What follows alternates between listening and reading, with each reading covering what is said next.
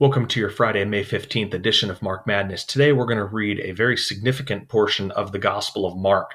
And I encourage you to read it not only today, but both Saturday and Sunday as well. I think it's that important. It's that important in describing who Jesus is, what Jesus has done, and it also tells us something about being a follower of Jesus Christ.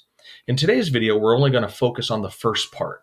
Who is Jesus in this passage? It'd be good for you to read that right now. Read Mark 10:32 to 45, and then come back to this video and I'll give you just a few brief thoughts.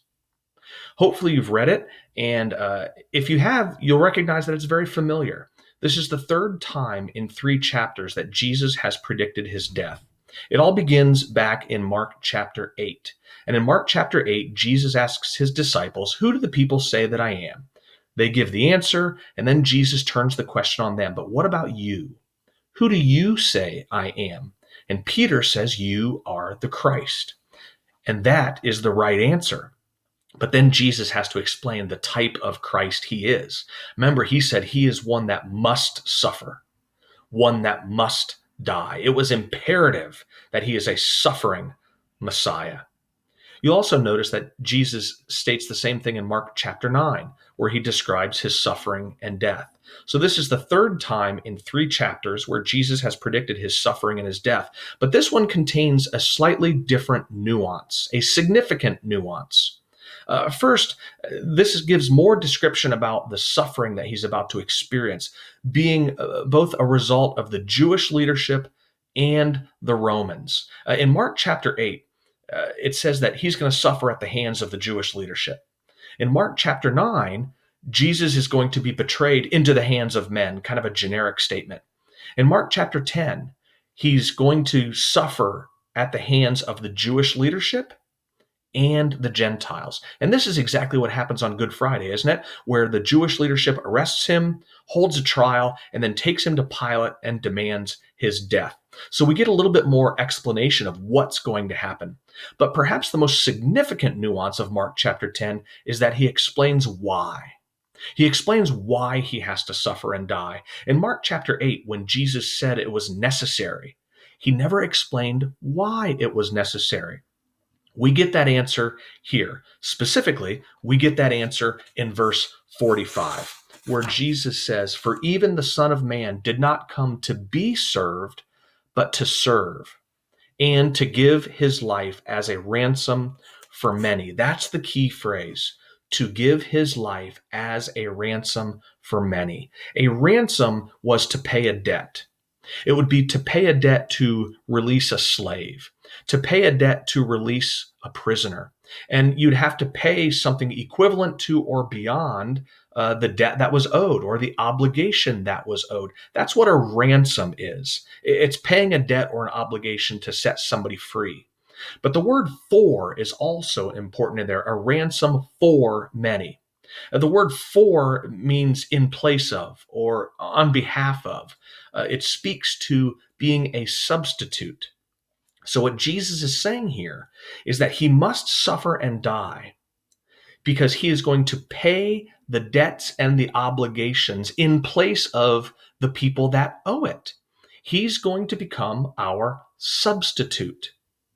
It's a substitutionary sacrifice. That's the why Jesus must suffer and die. It's significant to think about this in a little bit more detail.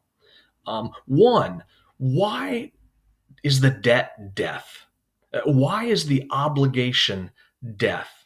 In order to answer that question, we would have to spend some time, as we did earlier in the Gospel of Mark, thinking about the holiness of God, thinking about God's holiness and the significance of our sin against him.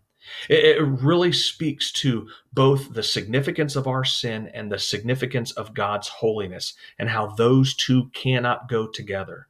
In fact, people cannot stand before God and live because we are so sinful and he is so holy. He is so different from us. So that's the why death is the debt. That's why death is the obligation. It's because the weight of our sin compared to the weight of God's holiness. But it's also a tremendous demonstration of God's love. A lot of people get frustrated when they think about Christ's substitutionary sacrifice because they get it in their minds that God is a vengeful, bloodthirsty, unforgiving God who just demands death and demands payment. When people talk about that, they fail to consider one significant fact. God himself is the one paying the debt. That's the significance of Christmas, the incarnation. It's that God himself takes on flesh. Why? So that he would suffer and die. Why? To give his life as a ransom for many.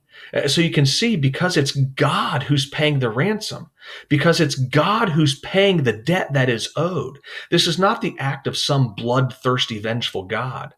This is an act of love.